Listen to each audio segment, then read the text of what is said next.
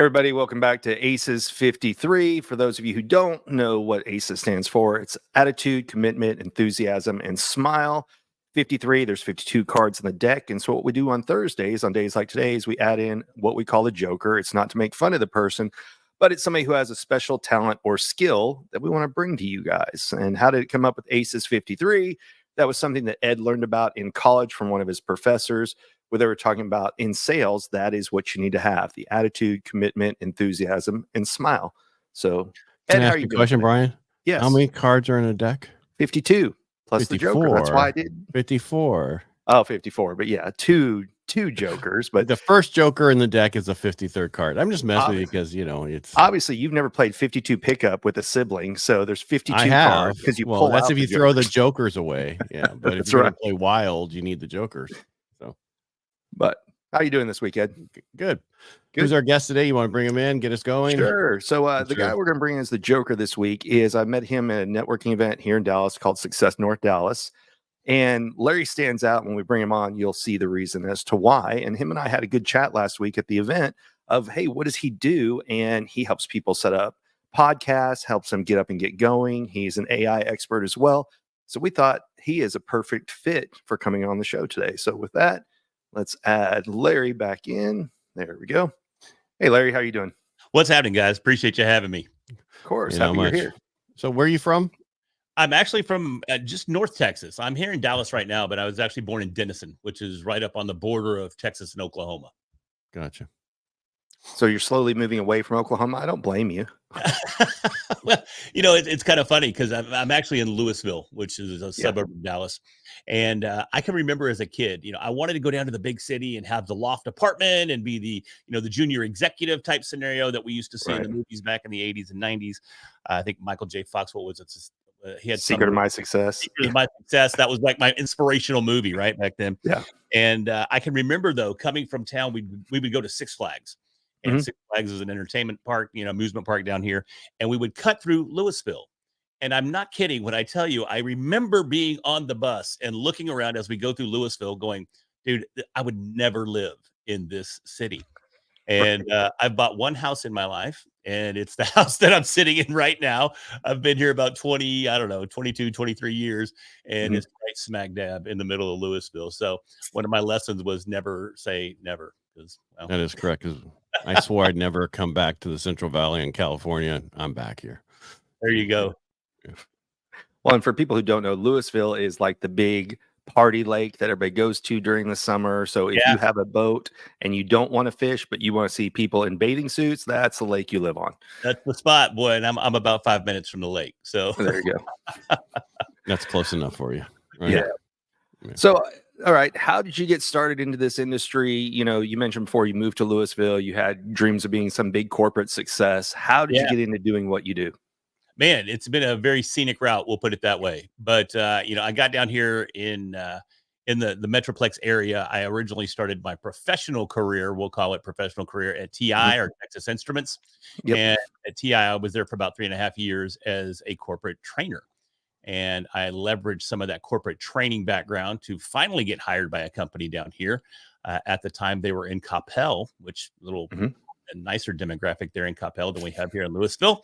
But after working there for about 1.5 years, they moved their distribution center and their primary offices to Louisville.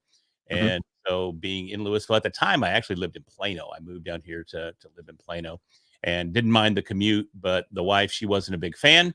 So we ended up moving about 10 minutes from the office to make the commute easier because she also worked at the same company and she still works there today.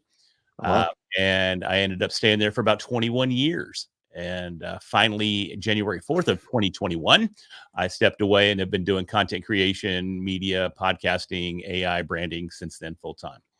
Wow. So you bring up an interesting point, and I talked about this before. I was corporate America 21.5 years as well.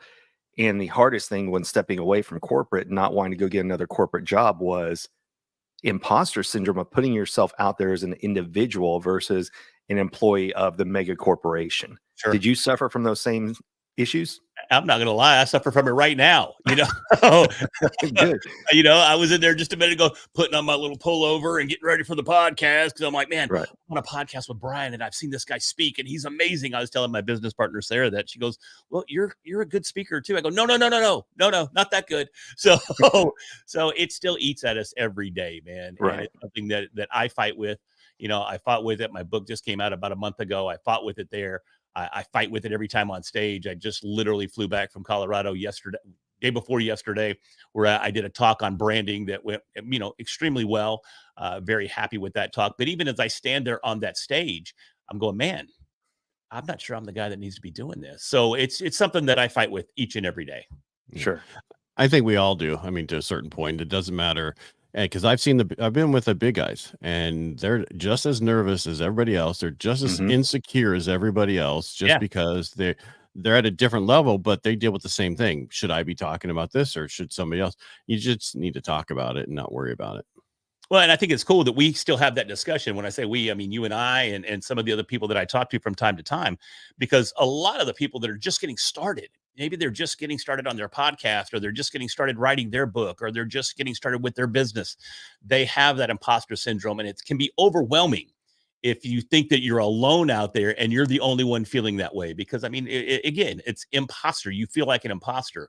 But if you understand that regardless of what level we're at, you're not alone, I think that empowers you to a certain degree to be able to go ahead and take that next step, record that next podcast episode, or write that next chapter. Have you, do you know Hold who on, Jen Brian, before you go there? Yeah, go for it. No, I just want to say what you said before. Only imposters don't have imposter syndrome. Yeah, somebody said that in one of Steve's events, and it's always stuck with me. It's everybody that, and Ed, you hit it right on the head earlier, and that is, it's funny to sit in green rooms and see the people that go up and completely rock a stage, get back there and go, "Did I do okay? What do you think? Where can I improve?" And that's not what we're used to seeing in real life. We see the people on stage and we assume, oh, they're all good. I can't remember if it was Brian Tracy or Zig Ziglar. One of them said they used to throw up almost before every time they went up on stage. And Ed does a podcast, Inner Edison. And well, you want to talk about it, Ed? No, keep going. But okay. I want to add to what you said before we get there. I do too. Sure. So just to put it in perspective. Yeah. In his podcast, it's talking about what are your biggest failures that make you what you are. And there's a lot of people who are afraid or won't come on his podcast because they don't want to talk about their failures. And in reality, we as people want to know you're human. We want to know we're not the only ones with that. Yeah, exactly. And that's why, I unfortunately got to a point I was so upset about it that I just I'm stopping it. And then I'm like, okay, I'm starting it back up. But that 5 months of stopping it killed my downloads. You know how that is. And so to get it back, it takes a lot, because I was in the top 1% of the world of podcast downloads. So yeah, and it's funny going back to that whole imposter syndrome thing. And Ed, I think in the green room before we started recording today that I asked if you had been to Podfest last year. Right. Well, I asked if you came to my AI talk, and going back to that AI talk, it was up to that time the biggest audience that I'd been in front of. And it was crazy because it was main stage, and I walked in and the room's standing room only.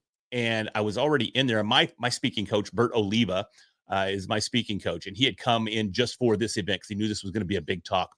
And he walked in and he goes, "Hey man, have you seen the line outside?" And I'm like, "What are you talking about?" He's like, "Dude, the line goes forever."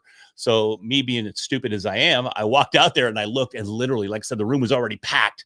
And the line to get in the room stretched literally as far as I could see in the hotel.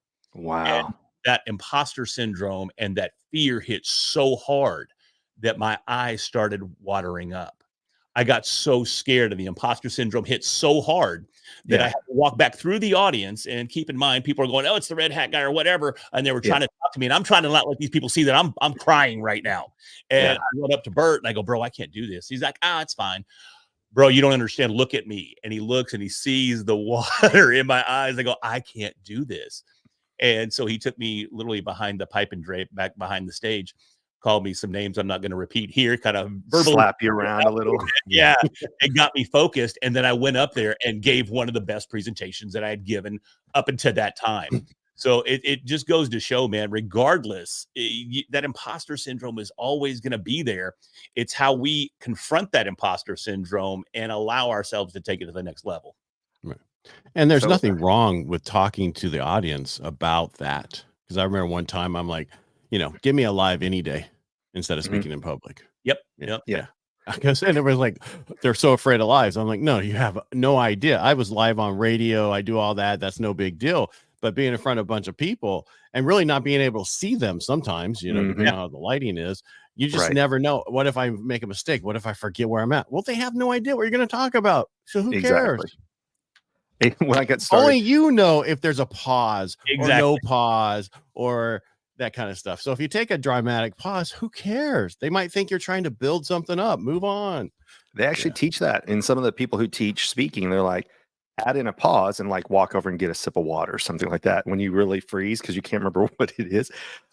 When I first started, I learned I couldn't have glasses of water because my hands would shake so much that people could see how nervous I was. So I learned bottles of water when I first started. Well, it's like right when COVID hit. What was the New York speakeasy that Steve did? And he had me up there talking. And for me, after COVID, I was dry mouthed. I always had to have something to drink when I talk in studio, whatever. I talk so much, and I have a teacup. And he's like, "You're just standing up there like, oh, I got a teacup." And it worked. But Yeah. whatever that is, I have a certain, whatever that is, you have your hat, whatever that, as soon as you put that on, there were old 80 movies that was Sty Stallone. It was over the top. He would turn his hat around when he was about ready to do the arm wrestling. Yeah, Exactly. That whatever that is to get you in that moment to go, that's what you need to do. Right. Yep. So, Larry, tell us, how did the red hat, since we're on that subject, how did the red hat come to be? Yeah, man, it was an accident. And I wonder if a lot of high quality brands, I wonder if they just stumble into where they're at. I can't answer that, but I know that's what happened to me. So I was actually speaking at an event at the Amalie Arena in Tampa, Florida. And I actually did the math just a couple of days ago. The hat's only about 2 years and 5 months old as far as it being my brand. Mhm. And what I had done at this talk, and it was a small podfest called Podfest Origins. And I was on stage and I wore a Supreme hat. And I don't know if you're familiar with Supreme, but it's a lifestyle brand. And all of their products are red. And it just said Supreme in real big, bold letters. I think it's an Arial type font that they use. And I wore that hat just trying to be cool. Yeah. Mhm. So I wanted to kind of relate to the audience a bit more. And I just relying on their brand to give me some kind of credibility. And I gave the talk, and a good friend of mine, Alex Sanfilippo, who's the founder of Podmatch. If you're familiar with Podmatch, it's a guesting and hosting platform for podcasters. But we give each other a hard time whenever we speak, just to kind of help. Well, for one, it's just fun because guys like to give guys a hard time. But Right. otherwise, it's to also help us improve. And I came off the stage and he goes, "Hey, bro, love the talk. Did great, blah, blah, blah. But why are you wearing that Supreme hat?" And I explained to him, just trying to be cool. And he goes, "Well, are they paying you?" And I said, "Well, dude, no, they're not paying me. I'm a middle-aged white man. They'll probably pay me not to wear their merch, in all honesty." So he goes, "Well, I love the red because the red helps you stand out. I can see you all the way down the hallway, and it's really an identifier because already I'm about 6'3" and I'm about 240, so I'm a big guy. I already stand out in the crowd, but that red hat was like a beacon." And that really resonated with me because he goes, if you're not going to be paid, don't wear other people's merch on stage. You need to wear your brand on stage. And so when I went home, I took the red hat or the Supreme hat, I tossed it to the side, jumped on Amazon, bought I think it was $6.99 unbranded flat billed red hat, and put it on, cocked it about 5 degrees to the right, and the red hat guy was born. And it seems so simple, and it didn't seem like it was going to be all that impactful, but within weeks, literally, people were recognizing me as the podcast guy with the red Mhm. hat on, or the red hat guy. People didn't necessarily know my name, but they knew the red hat guy had to do with podcasting. Right. And it was about 3 months later, I went to Bitcoin Miami, which is a massive Bitcoin conference, 30,000 people in attendance over the span of 3 days.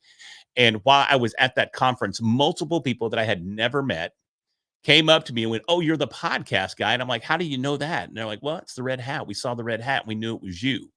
So when I had that interaction at that massive conference, I was like, wow, this is legit. And from that point forward, I changed my company name, reformed my LLC, and Red Hat Media was officially born at that point. And there you go. Yeah, and it's been mind blowing the impact that it's had going forward. It's really interesting to see just how impactful having a brand or a brand element, because my book is behind me here. It's called Under the Red Hat, and it's really talking about, while the red hat's my identifier, it's not necessarily my brand. I'm my brand. Mm-hmm. And the values that I have in providing service to my clients, that's really my brand. This just gets me the attention that I'm looking for in order to give you that brand statement or present that brand proposition or my unique selling proposition, whatever it may be. But it's a way to stand out in the crowd. 100%. It's your uniform. Yeah, it is. That's what it is. The reason I say that is because I created Loan Squad, which is for VA only, and we all dress in black polos with boots and khaki pants, and that's the uniform for that place. So they do VA loans by just looking. I mean, that's how that is. The red hat is your thing, but as we talked about before, you have a company brand and you have an individual brand, and you have to build both of those at the same time. Mm-hmm. Yeah, 100%. And luckily enough, my personal brand really kind of flows into my business brand as well. So I'm the front of my entire brand, and there's pluses and minuses to that, though, because with me being the brand of my company, whenever we onboard a new client, they don't necessarily want to work with one of my team members. They're expecting to work with the red hat guy. So that's kind of a transition that I'm going through right now, is getting people to understand that I'm just the front. The company is going to provide the same values and the same level of service that I talk about on a consistent basis, but you may not necessarily end up working directly with me. You should just be using Hey Jen then to create a fake avatar of you for every one of your employees, and when they talk, it's your mouth that moves. There you go. But you talked to them originally. Yeah. Right? And well, that's all that matters, because that's the same with my team. Is they come to me. They during the process, they don't really talk to me. They talk to my staff or whoever's working on it, and then at the end, I'm there for them. You can't scale by being all the way through one person. You have to have the other people, but they really want to interact with you up front, and as long as you do that, everybody will be fine. Yeah, and I give access. I give, I think, really unprecedented access to me directly for any of my clients. I mean, I'm here via email. Most of them have my cell phone. They can text me. They can call me, whatever they want to do. If there's ever any issues or they need some special attention going forward, they can reach out that way. But it's been an interesting transition to go from being the front guy and the implementer to really just kind of being the front guy. You okay there, Brian?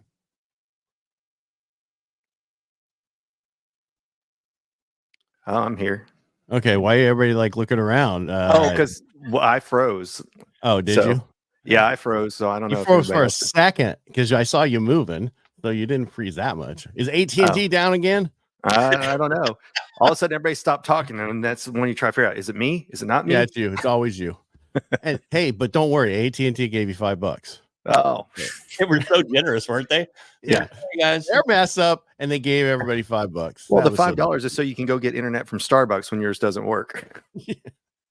Well, you can't get much with $5. Yeah. Okay. So, question, Larry, you were an employee 21 years, much like myself.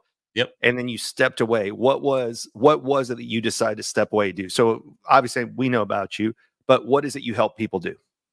Well, we help everybody launch branded podcasts. I mean, if you're looking to launch a podcast that supports your business as an extension of your marketing campaigns, then you're an ideal client for me and my company. So that's really our primary focus there.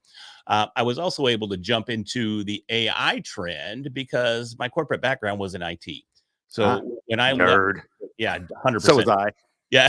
So when I left corporate America, I was a business intelligence analyst. So I was messing with AI years ago, long before it even came to the forefront, for doing predictive analytics and normalizing data and all kinds of fun, technical, no fun stuff. So I basically looked at spreadsheets and databases every day of the week, and then tried to predict what our company was going to do as far as a sales or an inventory, or if we were to make the latest acquisition or whatever it may be. But there was some deep level analysis going on there. So I was able to take that experience and jump right into the fray when it came to generative AI for content creation. And as soon as I saw ChatGPT and the power that it had, I was like, man, this is where it's going to be. This is what we need to start taking advantage of. And I made sure that I put myself out there as a thought leader in the space right out of the gate. And that was what allowed me to do that talk at PodFest. That was in January. ChatGPT had just came out the prior November. So 6 weeks after ChatGPT hit the scene, I'm already out there on stage doing talks about it, which gave me a definite head start in that arena. Yeah, because we talked about it in January ourselves, because I Yeah. started with it in November, and then now it's like, okay, I use it occasionally compared to what I use so many other things that have it built in. That, but you have to use it for, I mean, content creation alone. It has helped me out drastically. Yeah, And and I mean, I do a whole lot of consulting as far as, and I'm still just a ChatGPT guy, and I say that just a ChatGPT guy, but I use other AI tools as well. But ChatGPT, that's my home base. I like having the control myself as compared to using some third party that has integrated the API on the back end for a specific creative purpose. But I've been able to take ChatGPT and I've developed some methodologies that allow us to do persona modeling within ChatGPT. You may have heard that term, but what that is we're creating personas within ChatGPT to sound just like the individual that's using it. So that's one of the big services that we provide, is helping individuals customize their ChatGPT so that it sounds like them. And I did that as a proof of concept with my book. Once again, it just came out about a month ago, but probably 80 to 85% of that book is written with ChatGPT. And I say that in the front of the book. I have a forward. I even called it a disclaimer that says, hey, the vast majority of this book was written with AI, and here's why. So I did it as a proof of concept. I did it because, well, I needed a book too. That's another story. But I got exposed when I went out to San Diego and did a talk, and I was talking about AI, and they afterwards are like, dude, we'd love to buy your book. I didn't have a book. So, Yeah. so I'm like, I got to fix that problem, and I got to fix it quick. 1 minute. So and that's funny, because I wrote Getting to Know, which is something I came up with a long time through AI, just to see if I could write a book through ChatGPT. Yeah, and if you read through the book, it sounds like me, it looks like me, it talks like me. Every chapter refers to the red hat, and using the red hat as the analogy for your personal brand.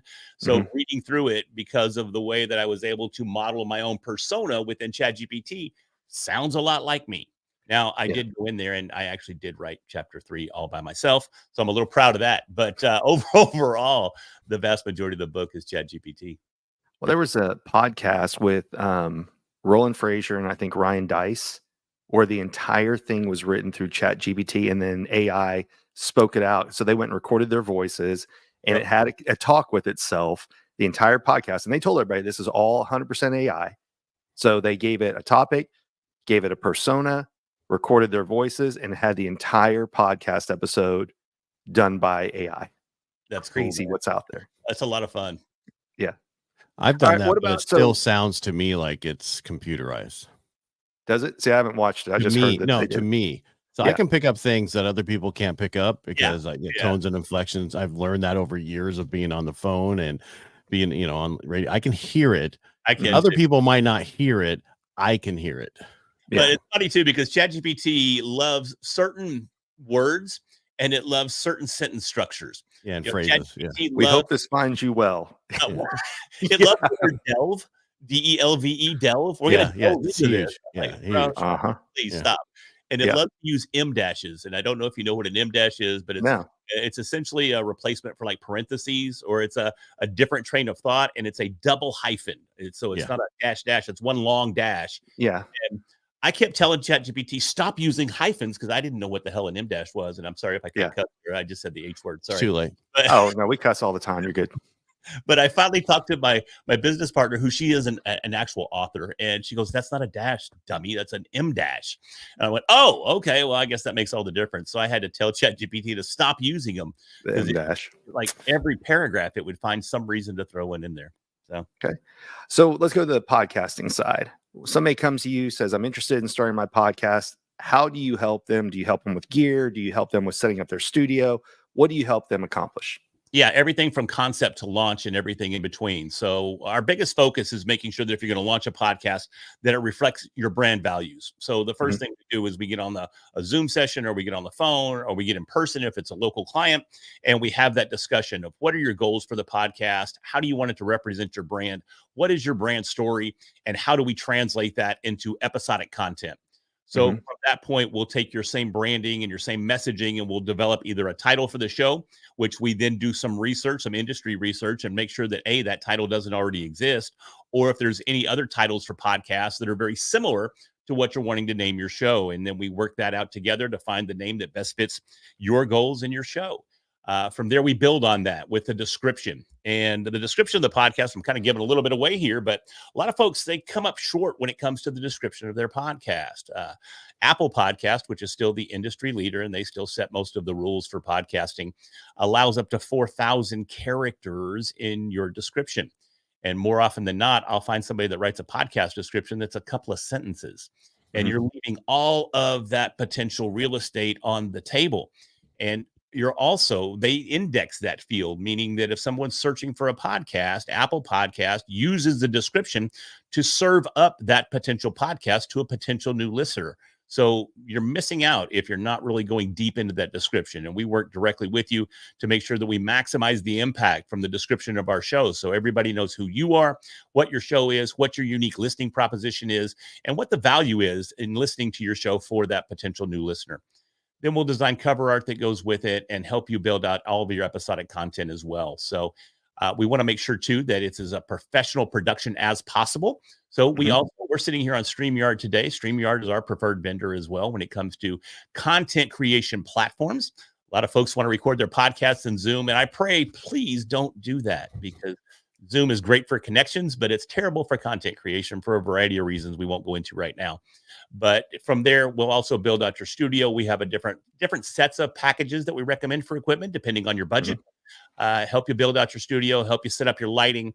I probably had to overcome one of the most difficult challenges in lighting a studio in myself because of the stupid hat that I wear all the time. So lighting my face with a big shadow coming down from the bill of the this hat one right here I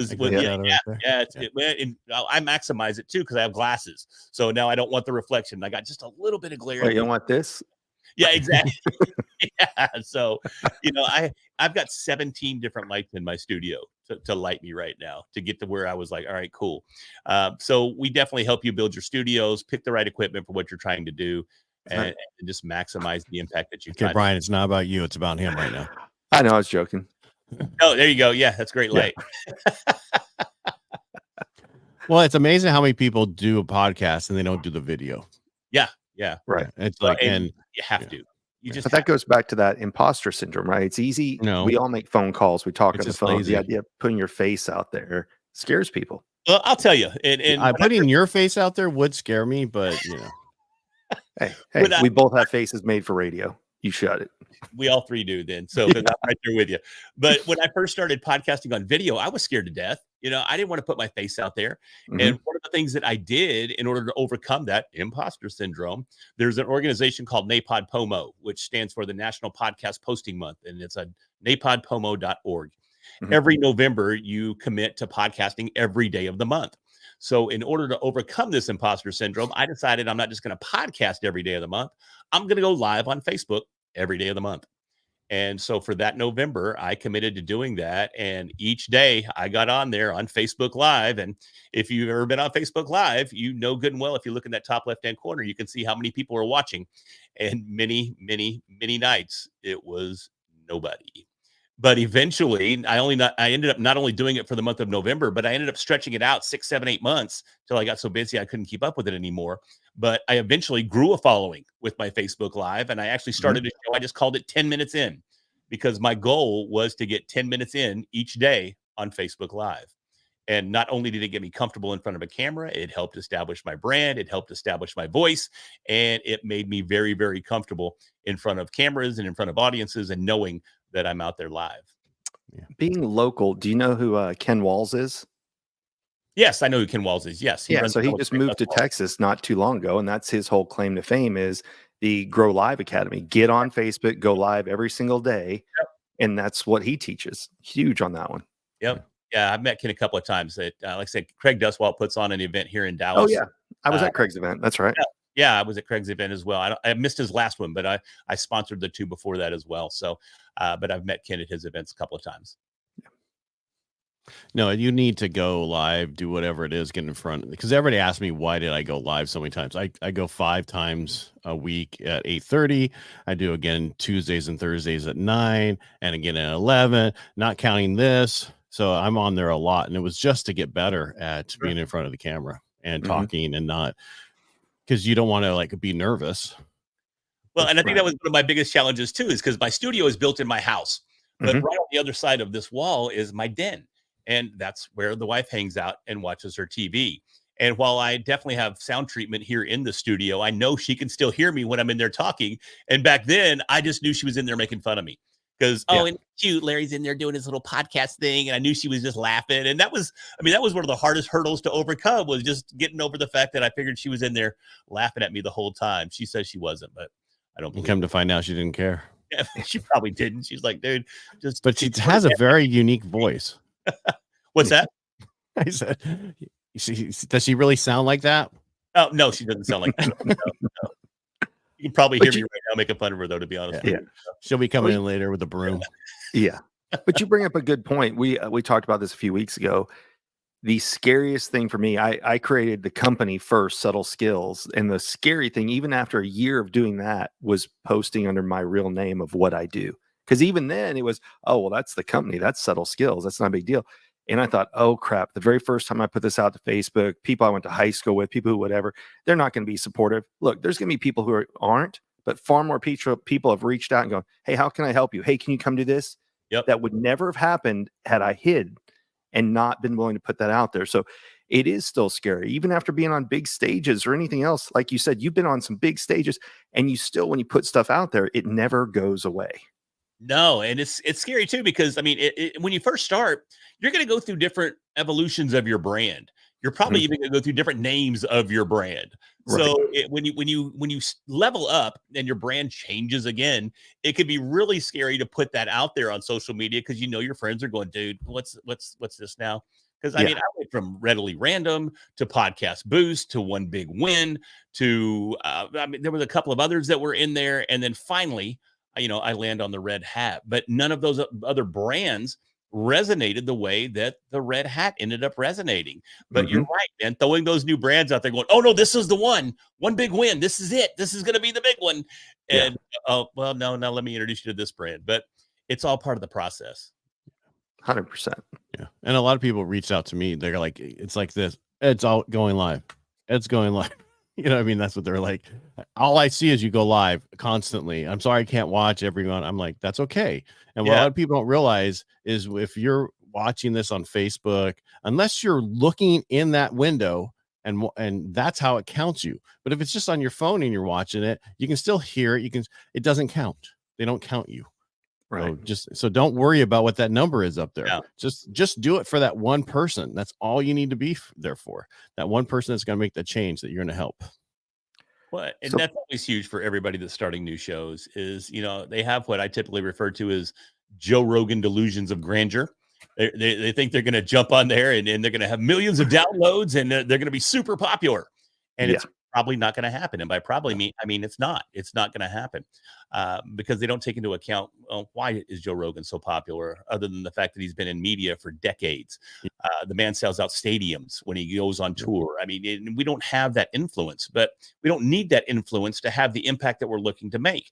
Because if your podcast is getting 15, 20, 25 downloads per episode, that's 15 to 25 people that are hanging out with you each and every week. You have a captive audience each and every week. And I know this sounds like a cliche comparison, but if you're standing in front of a room of 25 people and you're able to deliver your specific message, that's a lot of people that you're impacting. So getting caught up on the numbers and thinking I need tens of thousands of downloads for my podcast to be quote unquote successful is a huge misconception. You don't need that. And you're going to make an impact, whether, again, it's that one person that Ed was talking about, or 25 or 50 or 100 or whatever that number may be. Doesn't matter. You're most likely impacting someone. If you're getting downloads, any downloads at all, you're impacting someone.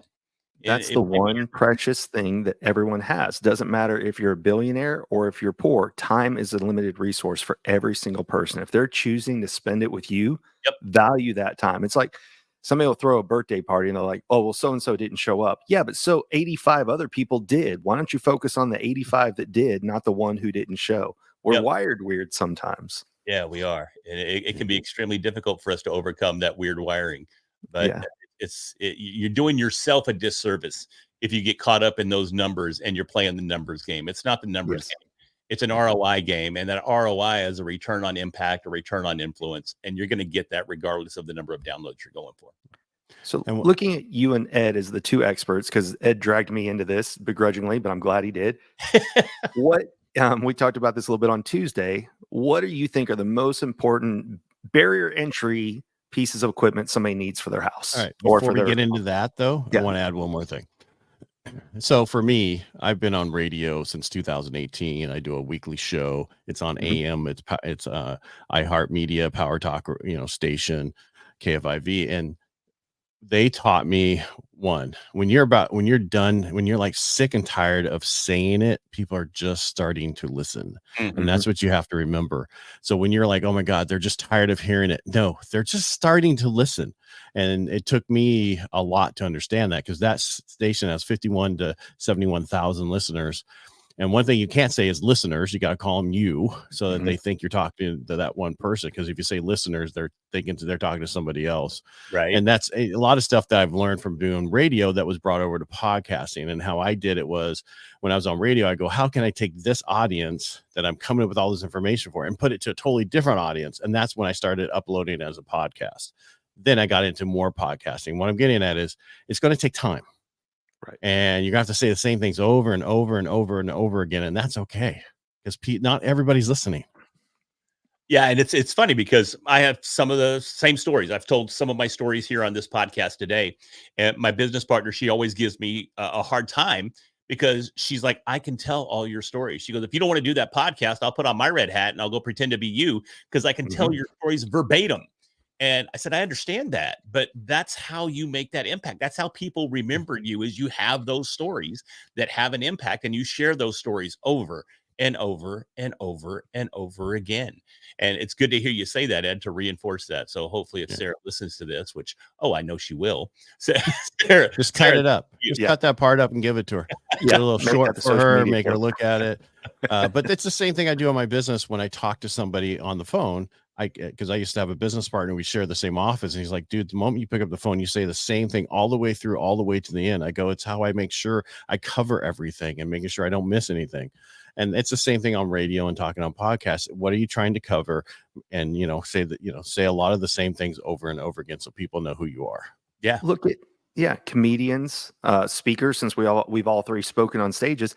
I can give several of the other speakers talks. Why? Because I've heard it over, and we get confused thinking every time somebody walks up on stage, comedian, speaker, actor, oh, this is brand new. They're just gifted with the gift of gab. No, they've rehearsed it and they've done the same thing over and over and over again. Yeah. Yep. It's the same talk all the time. Because Brian and I were when we first get in this, we thought we had to come up with multiple different talks. And then we Right. kept seeing the same people on stage giving the exact same talk. Steve wrote his last book, Stems, and we read it and we're like, oh, we already know this, because he's talked about this for the last Right. 2 years. I'm sure preparing for his book, the content for it and seeing how it went. But yeah, it's if you're with the same people, you're going to hear the same things over and over again, which is okay, because maybe you should do 10% of it and get moving. Yeah. All right. So in the last few minutes left, because I know you got to jump here in about 10 minutes. Yeah. Beginner's gear. So somebody decides they want to come in. What's a good dollar amount? What's some equipment that you think this is what you need as a bare minimum to get going? Bare minimum, you can get away with about $100 mic. Okay. You got to have a mic, folks. Please get a mic. Please don't go on a podcast, even as a guest, without a mic. And don't try to use the mic on your earbuds or whatever it may be for your phone. Don't do that. Grab a mic. There are a ton of mics on the market.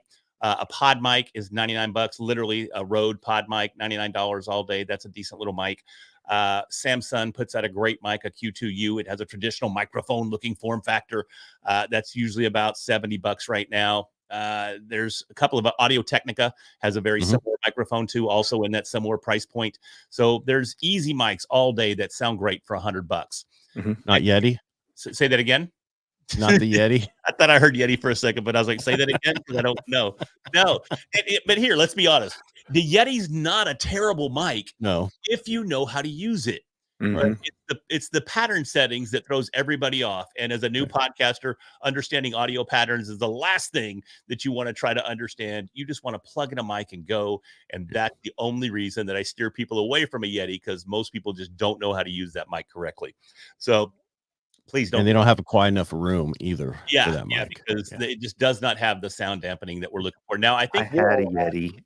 We all had a Yeti. That was the first mic I got, was a Yeti. Then I found the ATR on Amazon, and it was a USB plug-in. I was like, wow, this is amazing. And then I went next, then I had a studio, so I went Rode, and I went with these, and well, I think we're all sitting here now on. I'm on an SM7B. It looks like Ed's on an SM7B. Yep. Brian, Same. okay. Yeah, so we're all on SM7Bs. Now, these are $499. I think these are $500 microphones. Right. But I don't, unless you're just really in this to win it. And typically for the clients that I work with, they're higher end clients. And this is usually the direction that we go for a microphone. But if you do something like this, you also have to have an audio interface. So that leads us into an even more complex discussion. And with the Shure SM7Bs, you probably want a cloud lift or two to give it a little extra power, because these are power hungry mics. But depending on unless you have a Roadcaster. Yeah, I was going to say, depending on the interface you're using, then you may not need one. And I tried that. I tried that originally, trying to set all that stuff up. It was just easier to buy one of these for $499 or $600 and 100%. Plug it in and be done. I got a Roadcaster here as well. So it's I don't have the Roadcaster 2. I have the 1, which I bought when it first came out, and I've loved it. And I just feel nervous changing it out because it works really well. I have I have the same ones, 2 of them Pro and whatever, because I had them in 2 different studios, and I just have it for the backup in case it fails. 100%. Before you go on to other equipment, you mentioned microphones. So do you travel with a microphone? So if you're going to be going somewhere to speak and you think, oh crap, I may be on a podcast, do you have a travel mic that you take with you? I personally don't know. Okay. Now, unless I know I'm going on a podcast, then I'll probably take the Q2U or Audio Technica 2100. I'll probably take something like that just so that I have a mic. Because you never want to use an internal microphone on your laptop or anything like that. That's going to sound horrible. You're not going to produce any content that you can actually release. But no, I don't travel with a kit typically. Okay, just curious. I do. Yeah. Oh, good. Good job. Yeah. Well, no, I had it one year at the fair. We had to do the radio show from the fair. So I bought the whole thing I needed, all the, and then I was like, okay, if I'm traveling, if it's depending on what I'm doing, I want to do a podcast with somebody, we can just do it. It's easy, set it up. I mean, it's the most important thing is to sound great. Yeah. There's nothing worse than, this horrible is the worst thing. And then another issue is make sure you have good internet, because if you have messed up screens and noises, I'll cancel it. It's not worth it. Unless it's a quality one. It's terrible. So Okay. After Mike, what's next? I think you need a camera, man. You got to have a decent camera. I personally love the Sony, the EB10s. That's what I'm working with right now. It's a beautiful camera. I think it's $900 right out of the box, and you don't need an extra lens to get up. And you'll see my background slightly blurred. I got just a hint of bokeh going on there. You can buy another lens to get a more defined bokeh background or blurred background if you want to do that. But man, this is literally right out of the box, and it's such an easy plug and play camera that is the one that I recommend. You get high definition. You can do 4K. You can do it all day long. Use it as a webcam, and it's literally just plug and play. I used to use the Canon M50, which is a nice alternative camera as well. It makes a great paperweight once you upgrade to the EB10, because that's what my M50 is now. But you don't want it from another angle? Well, I have 2 EB10s actually. So, so I got another EB10 sitting over here on the left. Yeah. Sorry, I had to clear my throat. That's okay. But, also mute yourself if you have to clear your throat. That's a nice technique that makes it easy on the editor as well. But that's really it, man. That and lighting. You got to have some good lighting. Again, my studio, I've got 17 different lights. You don't need to go that crazy, but great lighting is going to really enhance the look of your content as well. Don't record on sitting in front of a window, because you're going to end up being a silhouette. So it's very difficult to light you from that perspective. But lighting, microphone, and camera, man, those are the big 3. Have you tried the Avaya? I have not. So it's not. So it's just Brian, what are you on? You still on it? Yeah, I'm on the Avaya right now. So if I were So to it's swap, one thing I set up originally. I actually have the Sony 7 whatever A3 and I thought it might as well spend $2,000 for cameras. That's I'm a just cat daddy camera there. well, I use it for other things, but in the meantime, it sits here as my video. But the Avaya is what I used originally in the studio. What was nice about it is you could go in and out with it. I zoom in and out with that's not it. no, That's this your is my Apple. computer. Yeah, that's Yeah. my computer one. And then if I go to the Avaya, you can see the difference. But Oh, yeah. but use your remote. What's cool about it is you can so that way if you have a small room and you're trying to get the background, Yeah. because a lot of people don't know how to adjust the other one, Mhm. Right. So, Right. but to start with, it was a great and it's $199. Yep. Really? Yeah, on Yeah. Amazon. Yeah, it's freaking amazing. 4K, everything. Mm-hmm.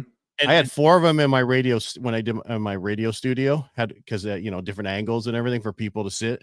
It was just easier to get closer with it than anything else. that is why. And what is it again? The Via? AVAYA. Right. AVAYA. AVAYA. Okay, I'm gonna check that out. That's Yeah, you send us what you recommend in the episode. We'll throw it in the notes, and then we'll send you this one too. cool. Yeah, Cool. it's That's just I don't make any money off it, but I'm just saying Right. it's it for getting people started, it's perfect. And like Brian wouldn't even know he didn't have a good, Right. camera. Face. Oh, camera. Thank you. Because if you're Right. getting in and you're just starting, all right. So if you go with the $100 mic and now you can go with the $200 camera, Yeah. $300. Yeah. And please don't get me wrong. It'd be great to get to where most people are at $900 camera, but Right. it's if you want the blurred background, you got to go DSLR. Yeah. Right. So Yeah. And again, I typically don't recommend what I've got going. I built this studio over the course of 10 years. So, I mean, Yeah. and it's literally a studio. It's not just a room in my bedroom or, a bedroom in my house. It's literally a studio. I've got ceiling to floor curtains, studio curtains on both sides. I've got sound treatment on all the walls. This wall behind me used to be sound treated as well. And I'm getting ready to transition to another wall there, but that's a whole nother story. But it took time to get to where I'm at today. And it's not something that you typically want to do as a hobbyist podcaster right out of the gate. No, but you could do it in a closet, and I don't mean that wrong. But I'm just saying, I know people like I do it in my closet. I moved my studio from the office to home because once my book came out, I had to do 6 o'clock in the morning and 5 o'clock and 7 o'clock in the evening. I'm like, this is enough. Same thing. I made the soundproofing things for this room for my other studio. So, and it's amazing. I have curtains also to cover all the windows and everything else. Yep. You wouldn't know I'm in a bedroom, but I also have green screens I can pull down to change the background whenever I wanted to. Yeah. That's Your point. I know somebody, she is one of the biggest creators in the podcast space. She's got an entire crazy successful network of shows, and every one of her shows she records in her closet. Every one of them. So you don't need a fancy studio. right. And I think she records on a Audio Technica 2100 and a Scarlett 2i2 interface. That's she does it XLR, even though that's a USB or XLR mic. But every bit of what she does is done in her closet. It's the craziest thing, and she's got one of the most successful networks in all of podcasting. Well, you and Ed and I, one thing we all have in common, look at our backgrounds. They're not green screens. They're not, it's something we all took time. And that was a huge game changer for me is when I used to have a boring wall behind me with nothing to look at, I felt like a fake. Yeah. And then once I created the environment that I wanted, where I can reference the books that make a difference to me, I can grab them off my shelf, and it gives people something to talk about at the exact same time. That was a huge, huge step for me versus a normal wall. It made all the difference in the world. Yeah. I mean, I started with I was in a studio at my office that had the electrical panels in it that nobody wanted to use that office. I mean, it was like everywhere. Plus I also had where the network came in but I built it out with fake walls and it had flag and it had the thing. And I took a picture of it. And that was my backdrop for when I moved from that studio to all my other studios, because now everybody thinks I'm still in that studio when I do that. Oh, that's cool. That's fun. Because if I pull down my green screen right now, that's what you'd see. Yeah. So, that's hilarious. Yeah. All right, Larry, we know you got to jump for another call. What parting words do you have for people who want to get started in the space? How do people find you? Yeah, I mean, you got my website up on the screen right now, LarryRoberts.com. All of my information is there, whether it's podcasting, whether it's personal branding, whether it's AI, everything can be found right there on LarryRoberts.com. And my parting words would be do it. Just do it. We talked about some basic equipment, grab some basic equipment and get started. There's no reason not to. You know, people are podcasting more and more each and every day. There's about 2.5 million podcasts that are out there right now, but listen, only about 18% of those are active. So if you're thinking that the podcast space is flooded, it's very much not flooded at all. There's still tons of room, regardless of your niche, regardless of your industry, regardless of your message. There's room for you to get out there and start sharing it right now. Just do it. Awesome. I totally agree. I'm on Podmatch, and I get connected to go on other people's stuff, and I just look if they've getting back to people. Percentage of people getting back 0, 5, pass. You know what I mean? And that just tells you they're either too busy or they just don't care because they're just not doing their podcast anymore. So, it's an easy way to get connected to other people and get people for your podcast. 100%. 100%. All right. Well, Larry, thank you so much for being here today. Brian, thank you so much. Appreciate you. We appreciate you for watching this. And if you want to help us out, the best thing you can do for us to support us is just go to our YouTube channel, ACES53, and subscribe. And we're here every Tuesdays and Thursdays at 10 a.m. Pacific. What are we? Central 12. Noon That's right. Central. You're outnumbered. You're outnumbered. There's 2 Central people here. So we're going by Central. Like you today. said, I brought you on this, so I'm not outnumbered. That's true. That's all right. So make it a great day. We'll talk to you next week. And thank you again, Larry, for being here, and you too, Brian. All right.